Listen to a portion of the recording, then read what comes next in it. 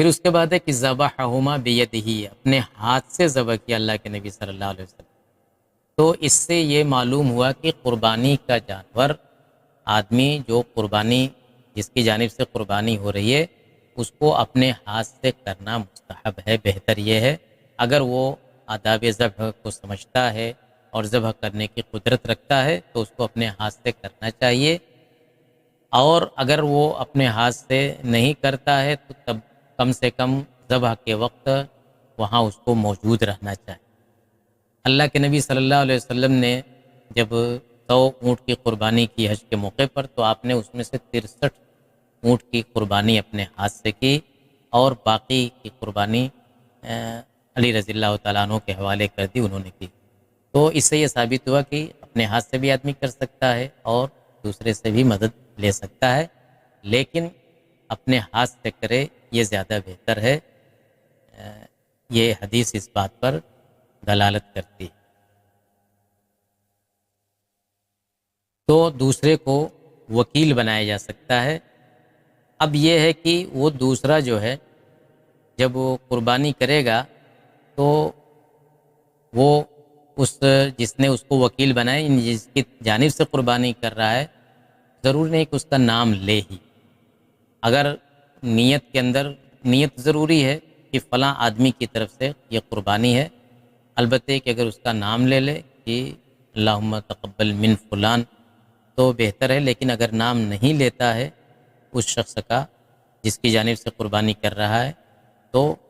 کوئی حرج کی بات نہیں۔ اس کے بعد ہے کہ وہ سما و کبر، سما کا مطلب بسم اللہ پڑھا، کبر کا مطلب اللہ اکبر، یعنی بسم اللہ اکبر پڑھ کر کے آپ نے قربانی کا جانور ذبح کیا۔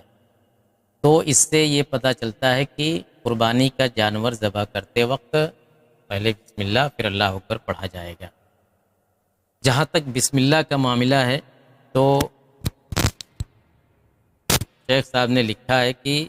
یہ شرط فی صفت الذبح مع الذکر، کہ بسم اللہ پڑھنا شرط ہے ذبح کرنے کے عمل میں، لیکن یاد رہنے کی حالت، یعنی اگر آدمی بھولا نہیں ہے، بھول گیا سہو ہو گیا اس سے، تب تو ساقط ہو جائے گا، لیکن جان بوجھ کر کے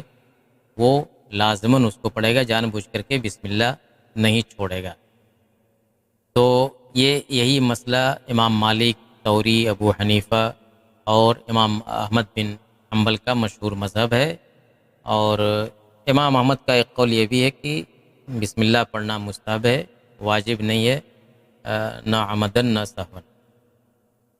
لیکن شیخ صاحب نے لکھا ہے کہ والقول الراجع عندنا هو ما ذهب الیہ الجمہور، کہ راجع قول ہمارے نزدیک وہی ہے جو جمہور جس کے قائلین ہیں، یعنی بسم اللہ پڑھنا ضروری ہے اگر آدمی بھولا نہیں ہے تو، اگر بھول گیا تو کوئی بات نہیں۔ اور لفظ اللہ اکبر کہنا تو کہتے ہیں کہ وہ مستحب عند الجميع، تمام لوگوں کے یہاں اللہ اکبر پڑھنا مستحب ہے، واجب نہیں ہے۔ یعنی قربانی میں یا کسی بھی ذبح میں سب سے ضروری اور بنیادی چیز کیا ہے؟ بسم اللہ پڑھنا ہے۔ اس کے علاوہ اللہ اکبر یا اس کے علاوہ اور جو دعائیں آگے جو آئیں گی، انی وجہت وجہی للذی وغیرہ، تو وہ دعائیں مستحب ہیں، واجب نہیں ہے۔ واجب صرف ایک چیز ہے کہ بسم اللہ پڑھ کر کے ذبح کیا جائے۔ اگر کسی نے بسم اللہ پڑھ کر کے قربانی کی نیت سے ذبح کر دیا اور کچھ نہیں پڑھا، اس کے علاوہ اللہ اکبر بھی بھول گیا اور جو دوسری دعائیں وہ بھی بھول گیا، یا یاد رکھنے کے باوجود بھی وہ اس نے نہیں پڑھا، تو اس سے اس کی قربانی پر کوئی اثر نہیں پڑے گا۔ اس کے بعد ہے کہ رأیتہ، قال انس رأیتہ واضعا قدمہ علی صفاحہما، صفاح کے بارے میں لکھا ہے کہ یہ صفح کی جمع ہے، صفح کہتے ہیں پہلو کو، کہ اللہ کے نبی صلی اللہ علیہ وسلم نے جانور کو ذبح کرتے وقت اس کے پہلو پر اپنا قدم رکھا۔ یہ اس لیے رکھا تاکہ اس سے جو ہے جانور ذرا حرکت زیادہ نہ کرے، بلکہ دبا رہے اسی کے نیچے اور آسانی سے ذبح کیا جا سکے، ورنہ جانور ذبح کرتے وقت اگر زیادہ حرکت کرے گا تو اس کو ذبح کرنے میں بھی دقت ہوگی اور آدمی زخمی بھی ہو سکتا ہے، جیسا کہ بعض مرتبہ دیکھا جاتا ہے۔ اب یہ اس کے آگے یہ بتلایا کہ واتفقوا علی ان اصجاعها یکون علی الجانب الايسر، اور ایک بات یہ بھی ہے کہ اس طرح کے چھوٹے جانور کو جیسے بکرا بکری ہے، میڈھا وغیرہ ہے، تو ان کو لٹا کر کے ذبح کیا جائے گا، نہ تو کھڑے کھڑے نہ بیٹھا کر کے، جیسے کہ اونٹ میں ہوتا ہے کہ کھڑے کھڑے اس کو نہر کرتے ہیں یا بیٹھا کر کے نہر کرتے ہیں، لیکن اس طرح کے جانور میں میڈھا بکری وغیرہ ہے تو اس کو لٹا کر کے ہی جو ہے ذبح کیا جائے گا۔ اور بائیں پہلو پر لٹانے کی بات کہی ہے یہاں، کیونکہ یہی آسان ہے، بائیں پہلو پر جب لٹائیں گے تو ذبح کرنے میں آسانی ہوگی، لیکن اگر کوئی بائیں پہلو کے بجائے دائیں پہلو پر لٹاتا ہے تو کوئی حرج کی بات نہیں ہے،